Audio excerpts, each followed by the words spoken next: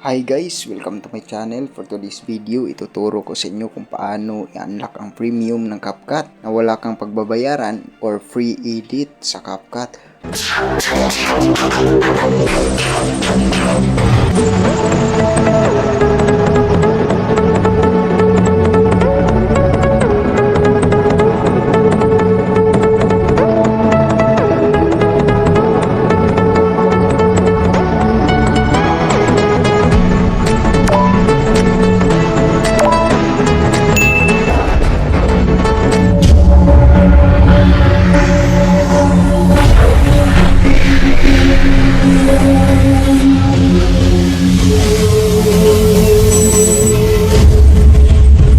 So first, punta lang kayo sa Google Chrome.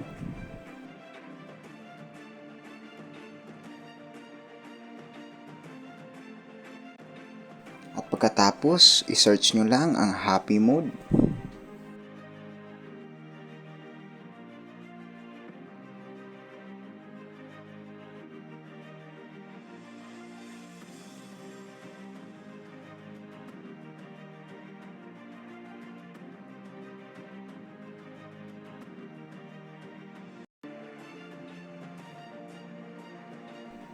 I-click nyo ang Happy Mode, itong version na to.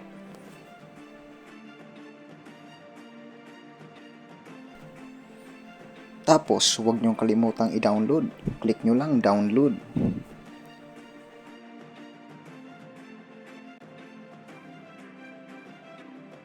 I-check lang natin kung tapos na bang mag-download. Ayan, tapos na. Na-download na natin ang Happy Mode. At huwag nyo palang kalimutan na i-install ang Happy Mode. Sa akin kasi na-install nito kaya update lang ang nakalagay.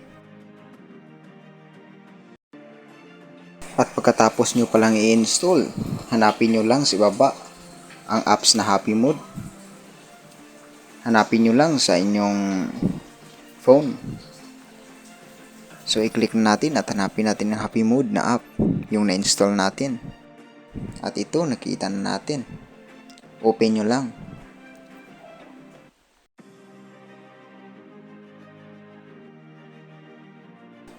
Ayan, na-open na natin. I-search lang natin sa itaas ang CapCut. CapCut na apps lang ang i-search nyo.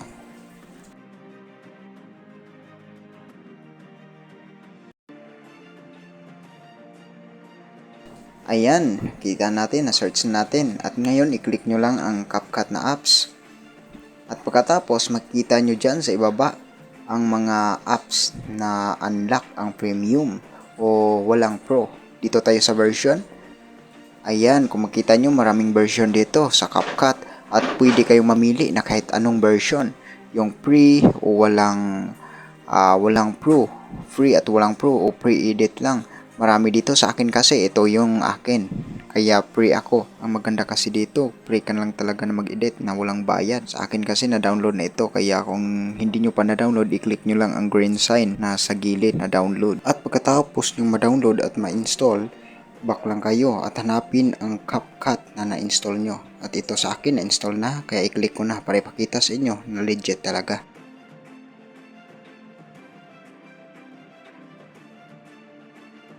Ayan, kung makikita nyo, free talaga yung na-download natin sa Happy Mode na app. Kaya kung gusto nyong katulad nito na app, i-download nyo lang ang Happy Mode at hanapin ang CapCut at i-download ang free. Sana may napupulot kayo na aral sa araw na ito at maraming salamat. At huwag kalimutang mag-like and subscribe to my YouTube channel. Thank you and God bless.